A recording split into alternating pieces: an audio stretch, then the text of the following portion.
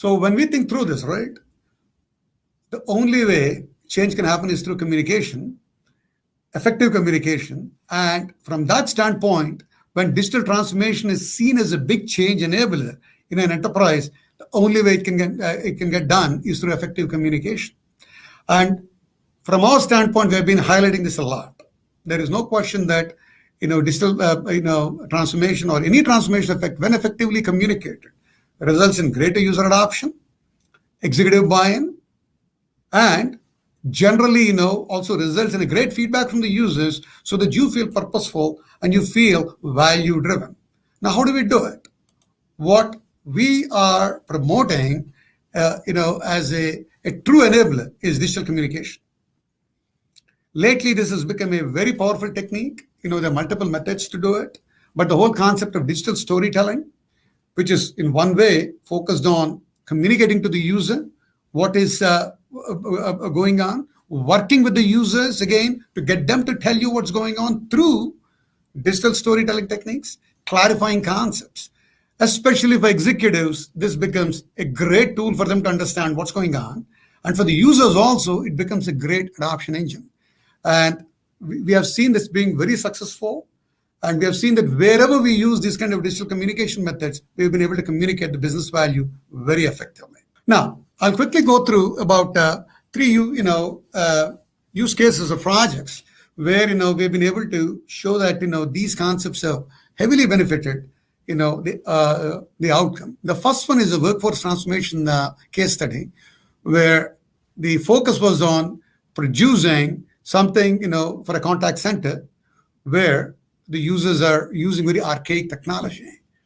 But our goals from while doing the CX studies and all, it became quite apparent that from an executive perspective, it is about reducing the cost of the backends. And from an executive standpoint, they also want the users to not to feel way too emotionally attached with legacy systems, right? And the users themselves want to hide complexity. But big picture, you want to change a culture wherein you feel like, no, I can't change my applications because somehow I'm married to them, right?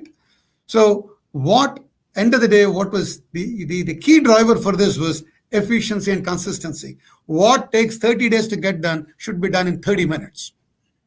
And consistently, without any errors, right? Case in point here is about 110 plus legacy systems, multiple UI technologies, more than 10,000 users spread over 100 different countries. Now, with multiple stacks of network technology, you can see what kind of a beast this is. And this did not happen overnight. It still goes on. It's been going on for more than 3 years now.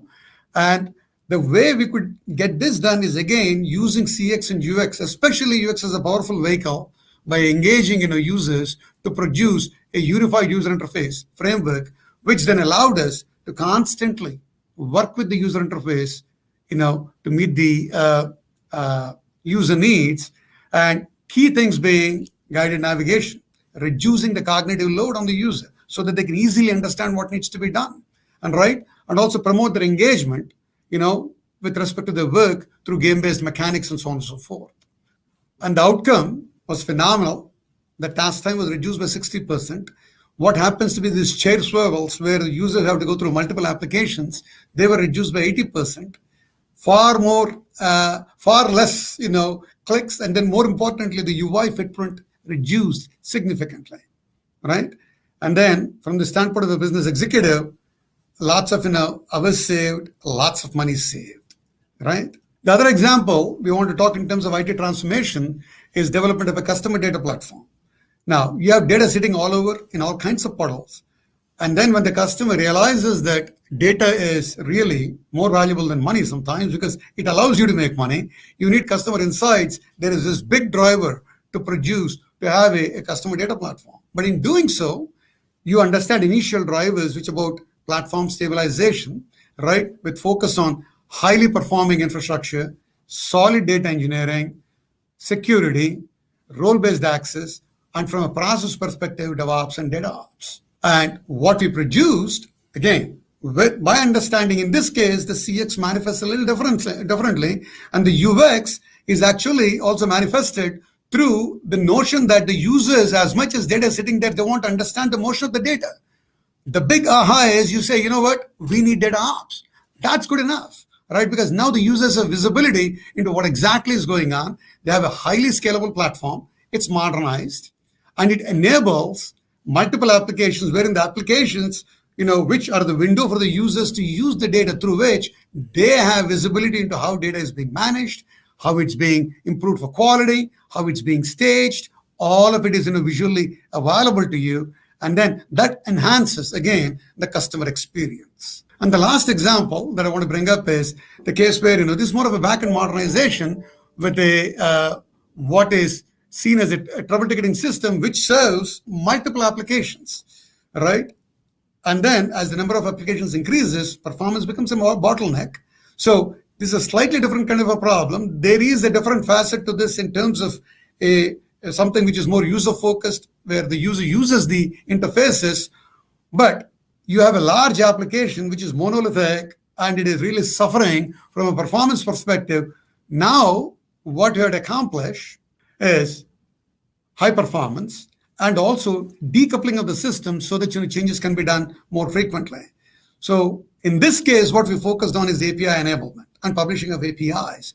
And that became the project that was necessary, again, based on the customer needs and a user experience, wherein, user doesn't have to wait for 50 years to get their changes. Because now it is decoupled, you're able to publish APIs and they're able to, they're being utilized effectively.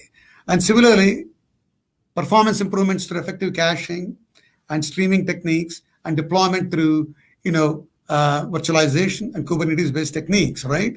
And then refactoring the application architecture with microservices now becomes a big driver as well. So with those three use cases, now at this point in time, of course, the outcomes were fantastic, especially the API management was greatly appreciated, right?